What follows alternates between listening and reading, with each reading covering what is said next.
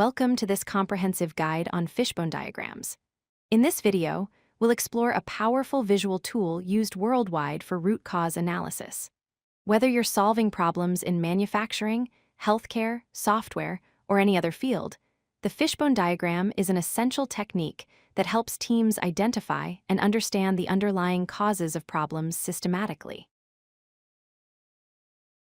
A fishbone diagram is a visual tool that maps potential causes of a specific problem or effect.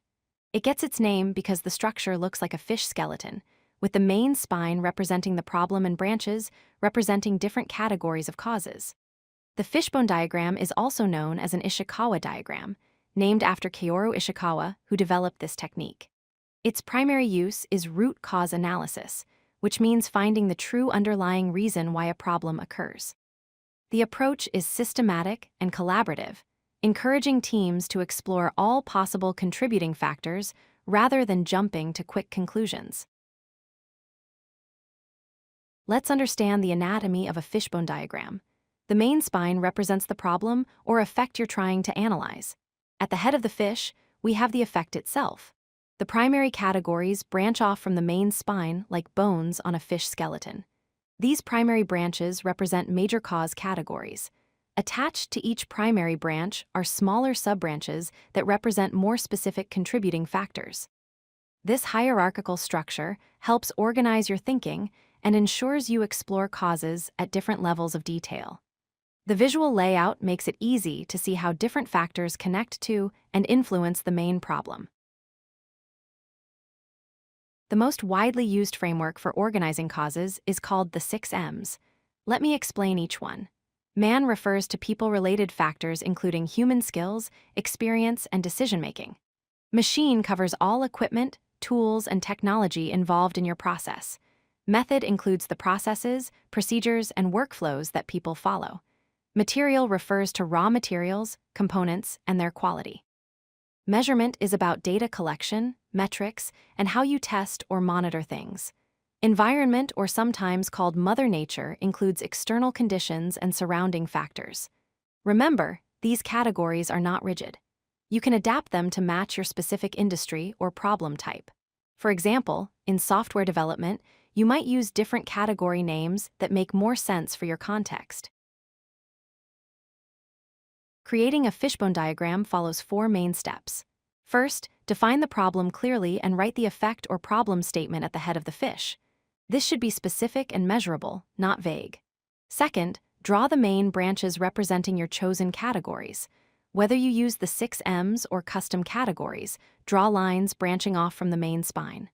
Third, add secondary causes by brainstorming all the contributing factors under each category. Encourage team members to share ideas, even if they seem minor at first. Fourth, analyze and prioritize.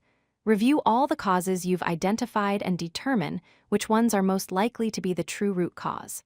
This might require data analysis or further investigation, but this step is crucial for moving from brainstorming to actionable insights. The fishbone diagram offers several important advantages. First, it provides a systematic approach to exploring all possible causes rather than making assumptions. This systematic analysis helps prevent missing important factors. Second, it encourages team collaboration. When multiple people with different perspectives contribute, you get richer insights and more comprehensive cause identification. Third, the visual format offers excellent clarity. People understand diagrams quickly, and you can share your findings easily with stakeholders who weren't involved in the brainstorming. Fourth, it focuses on root causes, moving you beyond surface-level symptoms to find the real underlying issues. Fifth, it's quick and practical. You don't need fancy software or extensive preparation. A whiteboard, paper, and markers are enough to get started. Sixth, it's widely applicable across any industry or problem type, from manufacturing to services to software development. While powerful, fishbone diagrams do have some limitations to keep in mind. First, there can be bias in brainstorming. The results depend heavily on the expertise and perspectives of your team. If important experts are missing, you might miss critical causes. Second, this tool alone doesn't verify causes. You need data analysis to validate which identified causes are actually responsible for the problem. Third, highly interconnected cause systems might be oversimplified by this linear branching structure. Some problems have causes that interact in complex ways that a diagram might not fully capture. Fourth, thorough analysis can be time-intensive. Getting the right people in a room for sufficient discussion takes coordination and time. Best practice is to combine fishbone diagrams with statistical analysis and other root cause tools for the most comprehensive problem-solving approach.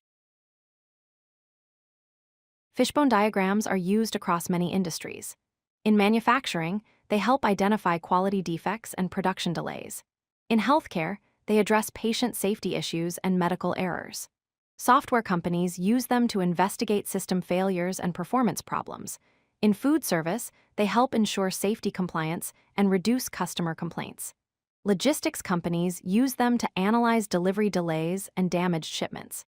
Customer service teams use fishbone diagrams to understand why satisfaction rates are low or complaint rates are high.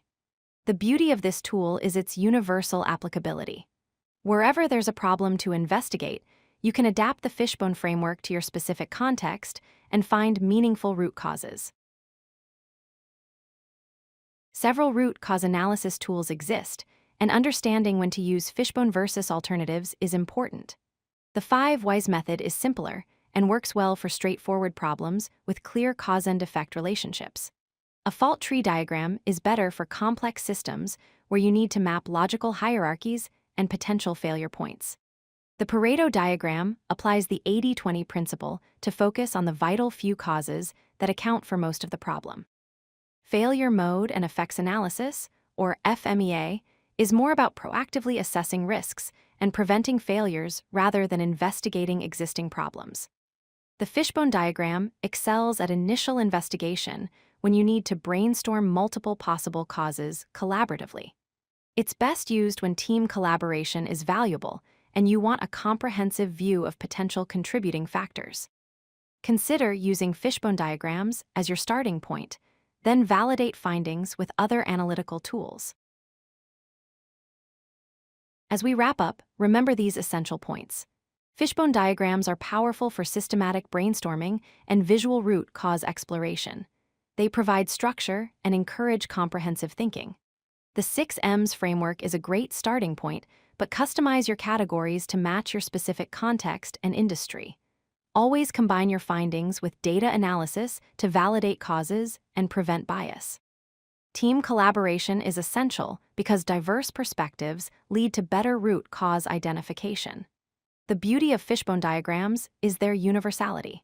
You can use this method across any industry, any organization size, and any problem type.